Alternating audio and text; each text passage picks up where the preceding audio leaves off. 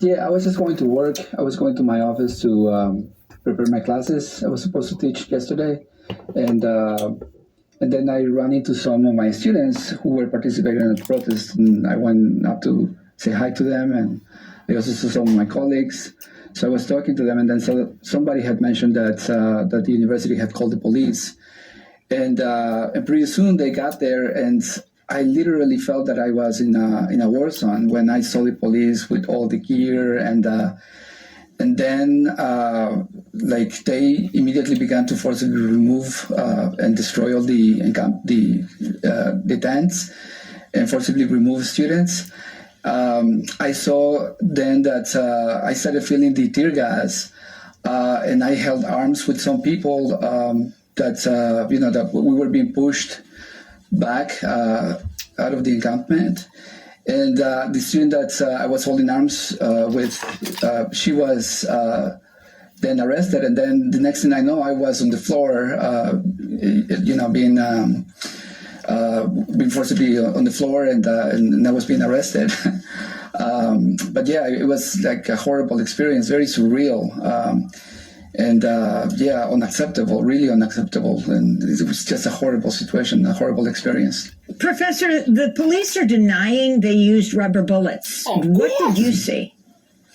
So I did see somebody being tased, and then I saw the tear gas, and I felt it in my eyes. I was also next to an older lady, and I was trying to reach her and try to see if I could offer some water. But then it's. I did see the footage, some of the videos of police using rubber bullets as well, but it was very forceful in the screams, and it was very violent and really unacceptable. Terrorism. The Emory administration has also had a similar response against Stop Cop City protests on campus. Can you talk about the connections between the two? Yeah, I mean, the protesters were not only asking the university to divest from investing in Israel, but also Cop City. And I mean, it is the right thing to do. It's the right thing to do, because it's, we have to remember that university is on indigenous lands, and these are indigenous territories, and there was an eviction notice written by Muskogee leaders about not building Cap City in Atlanta, and it is a just demand.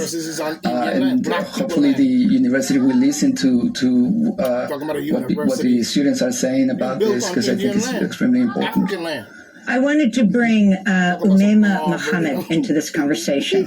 Umaima, you're a MD, PhD student at Emory. Can you talk about these protests that you helped to organize and why you felt it was so key to take the stand on campus? Yeah, absolutely. So we are past the 7-month mark of this genocide. And on our campus and in our community, we have repeatedly organized peacefully to put pressure on our institutions, especially at Emory, to stop harassing and doxing students and to stop repressing speech around Palestine and to divest from the Israeli apartheid state. And every single time, Emory shuts us down. Every single time they crack down and they punish students. Every single time they silence our voices. And at some point, we decided that we no longer accept our tuition dollars and our tax money going to fund an active genocide. And that was, I think, the main motivation for a group of students and community members and faculty and graduate students coming together so powerfully in this moment to say, we just reject this. We refuse to move until Emory listens to divesting from both the apartheid state of Israel and Stop Cop City. I read an open letter that you had written. I mean, you're particularly deeply concerned about healthcare. You quoted the Palestinian doctor Hammam Allo, killed in November when an Israeli artillery shell struck his wife's home. His father, brother-in-law, and father-in-law also died. Democracy Now! Spoke to Dr. Allo on October 31st. This was his response when I asked him why he refused to leave his patients. And if I go, who treats my patients? They are not animals. They have the right to receive proper health care.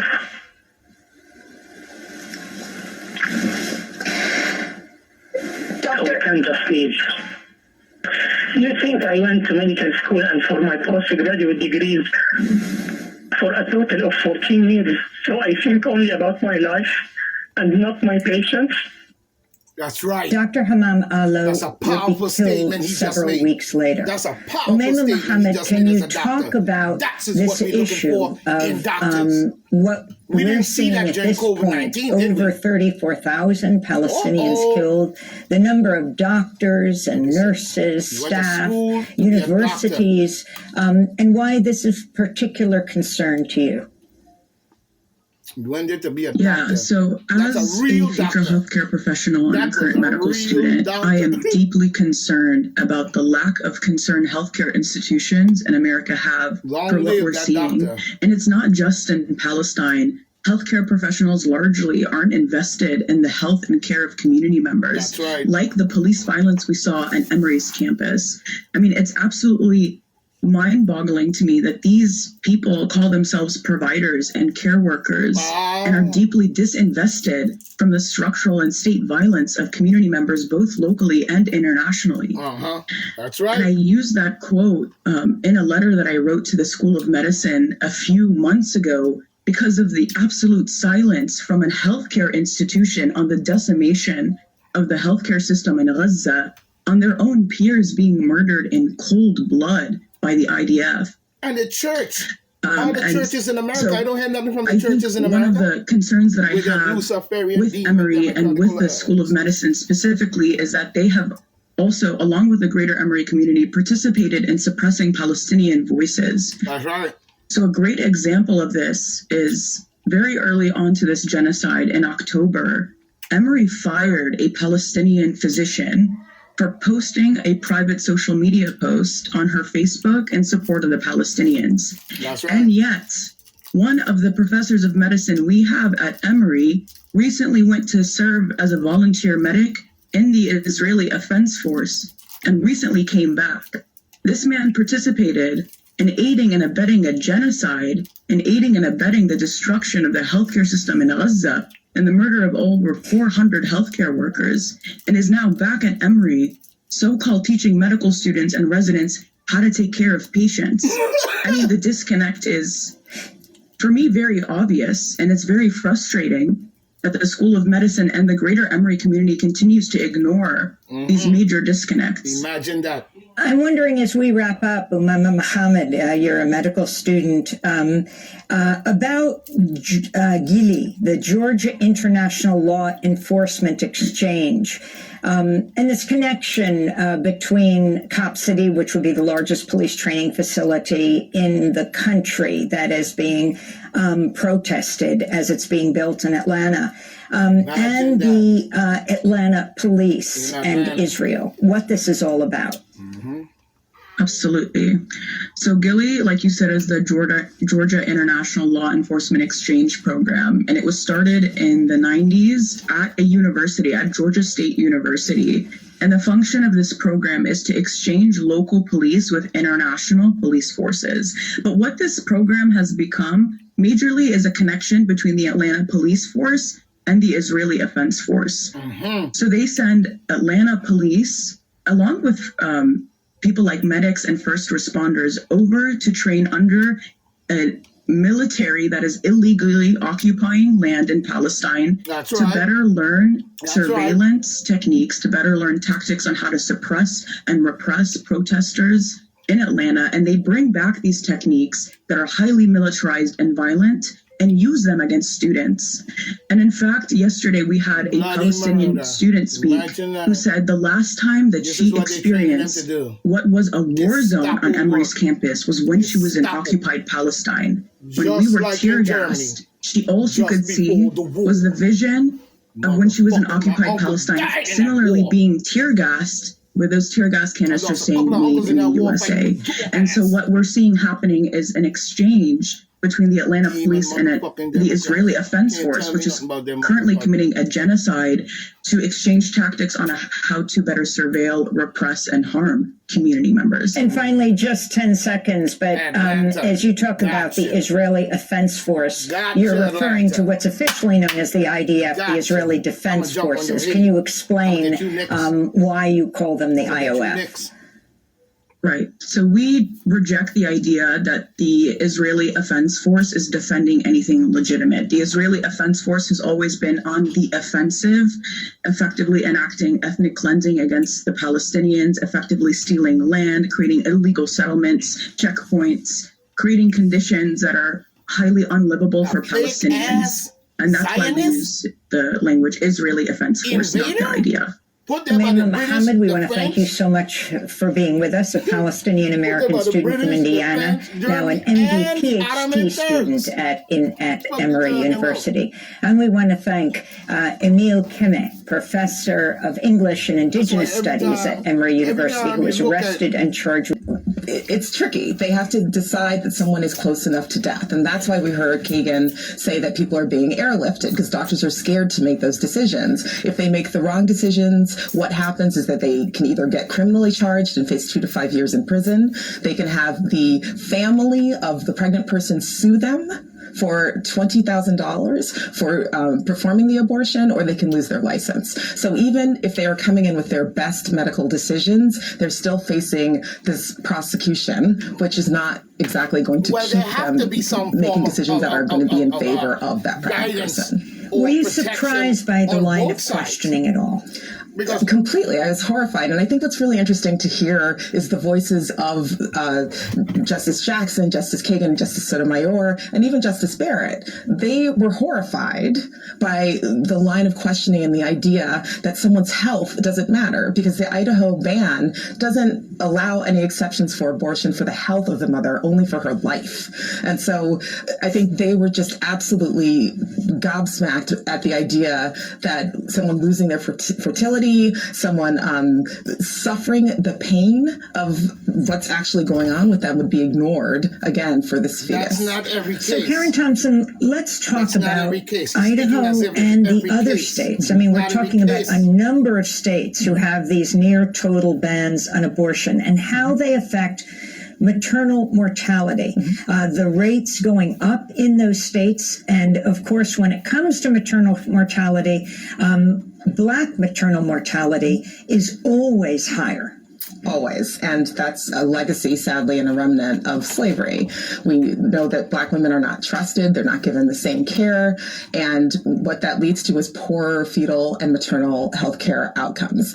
If EMTALA is not allowed to stand, if those same women, if those same communities are showing at ERs for care for their pregnancies, for issues in their pregnancies, which they're already experiencing at a higher level, then we're going to see this kind of slippery slope of a lack of care for the people who need it the most. And it's not a coincidence that these total ban states are really overlapping with the states of the Confederacy. So how are you organizing and what is pregnancy justice doing? Well, we are fighting this idea of fetal personhood because fetal personhood is the cause. It is the center of so many other things. We saw that with the IVF decision in Alabama. We saw that with the mifepristone arguments last week in the Supreme Court. The abortion pill. The abortion pill. So we are trying to fight this idea that a fetus has the same rights as you and I, because from that space grows all sorts of pregnancy criminalization.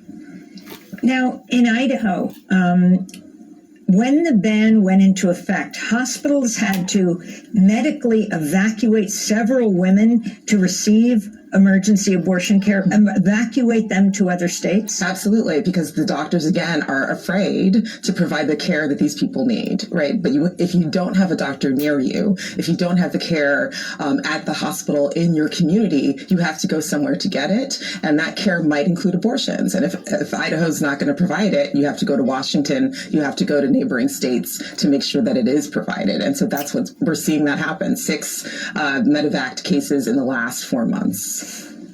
Well, I want to thank you for being with us. Karen Thompson, Legal Director of Pregnancy Justice, national nonprofit that defends the civil and human rights of pregnant people. Her group, along with the NYU Reproductive Justice Clinic, filed a brief in the Supreme Court case. Her new piece for The Nation will link to at democracynow.org. This Supreme Court case could worsen maternal health nationwide. Coming up, and also issuing decisions that are at odds with the majority of Americans, overturning Roe v. Wade, overturning gun control, overturning environmental protection. So a product of minority rule has then deepened minority rule in the U.S. And basically, Republicans have used the courts, and particularly the Supreme Court, to do all these unpopular things because they know they can't win on them otherwise. Talk about the history. For example, the Constitutional Convention, why it is that states that are increasingly depopulated are represented by 2 senators in the same way that states that have millions more people still have the same 2 senators. What I wanted to do in the book was trace the crisis of democracy we face right now all the way back to the founding period and basically say that the founding fathers created democratic institutions that weren't actually that democratic. And that laid the groundwork for the current crisis we have today, because by giving each senators the same number of representation, so each state gets 2 senators no matter the representation, what that means then is that you have a situation where whiter, smaller, more rural states get far more representation than more diverse, more urban, more progressive states. And this has gotten dramatically worse over time, Amy. So in 1790, after the Constitution was ratified, the country's largest state, Virginia, had 12 times the population of the country's smallest state, Delaware. Now, California, the largest state, has 67 times the population of the smallest state, Wyoming. That basically means that the Senate ensures minority rule by allowing essentially a minority of conservative Americans to elect a majority of the Senate when Republicans are in control. You quote John Adams in Minority Rule, saying, if a majority were to control all branches of the government, debts would be abolished first, taxes laid heavy on the rich and not at all on the others, and at last, downright equal vision of everything would be demanded and voted.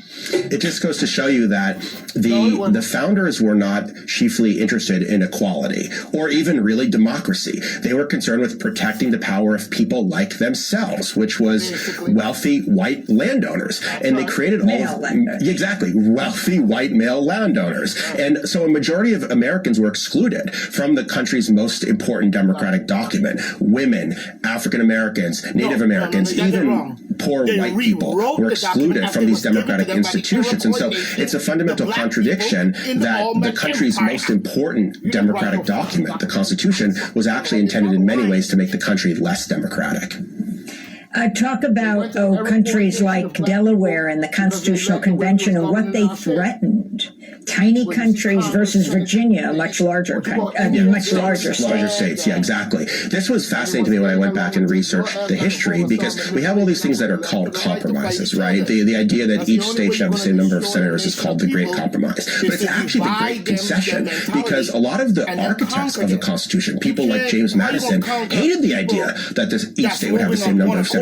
They wanted the Senate to be based on proportional representation. They wanted it to be an elite body, but they wanted to represent the greatest number of Americans. And basically, the smaller states said, if you don't give us the same level of representation, we will leave the Union and find a foreign ally. We may rejoin England or join France. So they basically held a gun to the head of the delegates and said, give us this power or we won't ratify the Constitution. The same thing happened with the slave states, Amy, through the 3/5 clause, so that the southern states would have far more power in the House of Representatives and in the Electoral College. So what we see through the Constitution is that these smaller minority groups, not minority groups as we think of them in terms of voters of color, but small states, slave states. They basically had a huge advantage in the Constitution, and those undemocratic features, even as we've democratized since, have become pronounced in a way that they're threatening representative government today. Let me turn to Paul Weyrich, who's described as the founding father of the conservative movement, speaking at a religious rights gathering in Dallas in 1980, 40 years ago. Now, many of our Christians have what I call the goo-goo syndrome. Good government. They want everybody to vote. I don't want everybody to vote. Elections are not won by a majority of people. They never have been from the beginning of our country, and they are not now. As a matter of fact, our leverage in the elections quite candidly goes up as the voting populace goes down. Significance of what Paul Weyrich is saying. I mean, an incredible quote that just says the quiet part out loud and really lays out the strategy of the conservative movement, which is when fewer people participate in democracy, it benefits the shrinking conservative white minority. And what I argue in the book is that there's this historical anti-democratic institutions, but then there's all these new anti-democratic tactics that are layered onto it. So things like voter suppression, election subversion, gerrymandering, the censoring of history, all of which is being used to maintain white power as the country is shifting demographically, and that's what makes these anti-democratic tactics so dangerous. Talk about the Electoral College. Well, just such a fundamentally undemocratic institution. I tried to explain the Electoral College recently to my 9-year-old daughter, and she looked at me like I was crazy. The idea that someone could get more votes but lose the election is just crazy for her, right? Or to anybody when you explain it. And the Electoral College is also a fundamentally undemocratic institution. The founders did not trust the public to directly elect the president, so they created this incredibly undemocratic mechanism that would give elite white men the power to choose the president. And it was fundamentally flawed from the start because the Electoral College was a basis of how we elect our representatives, meaning that small states had more power because of the U.S. Senate, and slave states had more power because of the 3/5 clause. So the combined weight of the slave states and of the small states meant that for the beginning of our country, Amy, 10 of 12 U.S. presidents were slaveholders. 18 of the first 31 Supreme Court justices were slaveholders, and a majority of House speakers before the Civil War were slaveholders. So it's amazing.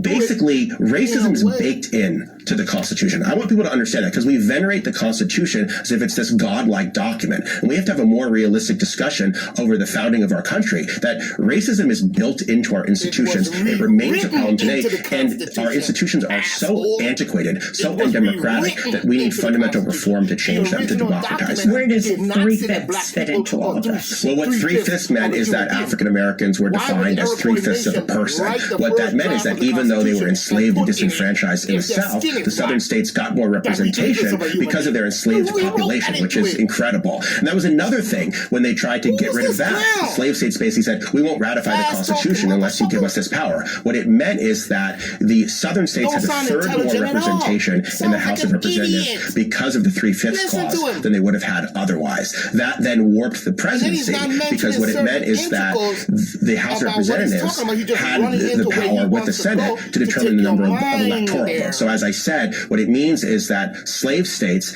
had a disproportionate amount of power both in the House of Representatives and in the Electoral College until the Civil War. It makes me think about prisoners in many of the states in this country. For example, in New York, so many people of color taken from downstate, upstate, and upstate, they count as the population, increasing the population, so they have more representation, but they can't vote. Yeah, exactly. And the prison gerrymandering and that kind of thing is just one example of the anti-democratic features that remain today. And so what I want people to understand is that we need to reform these undemocratic institutions. We can't just fight for the rights and freedoms we have today. We need broader reform to fully democratize this country in a way that we've never done. And that is the final part of your title, and the fight to resist it. Can you talk about the National Popular Vote Interstate Compact? I mean, Maine just joined.